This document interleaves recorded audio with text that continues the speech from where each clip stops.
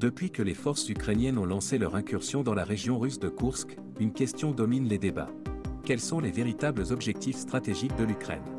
Est-ce que vous pensez que c'est le but de l'Ukraine et le but de cette incursion? L'avancée continue. À quelques centaines de kilomètres de Moscou maintenant, jusqu'où peuvent-ils aller ces Ukrainiens, jusqu'où peuvent-elles aller ces troupes ukrainiennes? C'est un énorme pari en fait que réalise l'armée ukrainienne que d'investir Koursk. Pourquoi et pour combien de temps en fait en réalité? Devant toutes ces interrogations, certains tentent d'apporter des explications.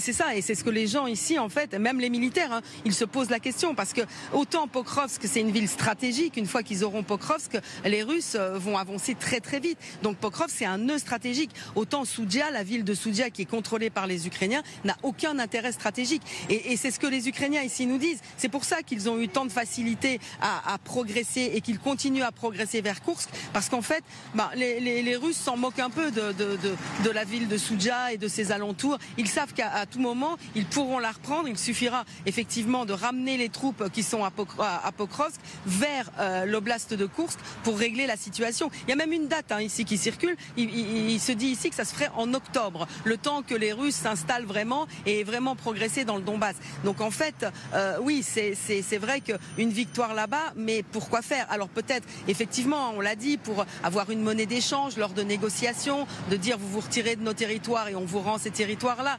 Peut-être aussi pour montrer que l'Ukraine est encore capable d'avoir des gros succès, parce que depuis quelque temps, ça peinait un peu là avec le Donbass où les Russes grignotaient. Maintenant, c'est plus du grignotage. Maintenant, carrément, là, ils avancent très vite. Mais pendant des mois, ça a été du grignotage. Mais bon, les Ukrainiens ne remportaient plus de grosses victoires. C'est aussi se prouver ça, et ça a remonté le moral des soldats. C'est déjà en ça, au moins, une victoire. Mais bon, après, sur les vrais objectifs, on n'a pas d'informations, ni les soldats d'ailleurs. Et ils nous le disent aussi. Ils nous disent, on ne sait même pas combien de temps les gars vont pouvoir tenir à Koursk. Là, l'objectif des Ukrainiens, à mon sens, c'est de vraiment mettre de la pression sur Poutine, lui faire comprendre que nous ne négocierons pas, de faire comprendre au monde entier qu'une mauvaise paix ouvrira la porte à ce genre d'incursion, et que tant qu'il n'y a pas une paix qui soit considérée juste par les Ukrainiens, ils vont continuer à déstabiliser la Russie de cette façon. C'est vraiment la déstabilisation ici qui compte, et c'est pas le kilométrage carré.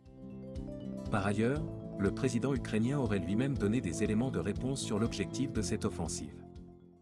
Volodymyr Zelensky a atteint ses objectifs après avoir envahi une partie de la région de Koursk en Russie.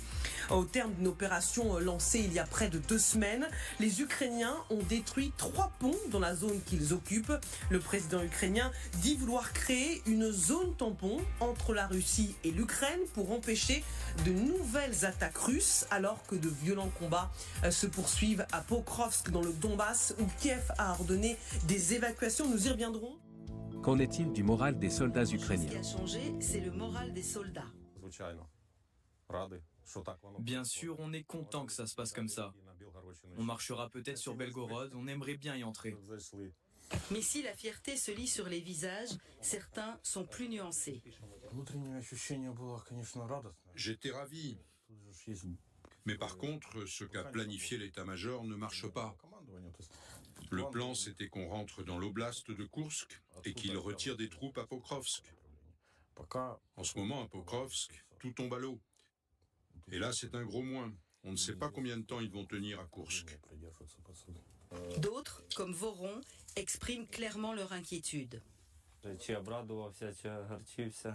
n'arrive pas à savoir si je suis content ou pas. Maintenant, c'est nous qui sommes à l'offensive, mais tout peut changer. Mes sentiments sont mitigés. Selon vous, quelle sera la réponse de la Russie face à cette incursion? L'Ukraine peut-il tenir 2 fronts? Le front de Koursk et celui du Donbass? Merci d'avoir regardé cette vidéo. Abonnez-vous pour ne pas manquer la suite.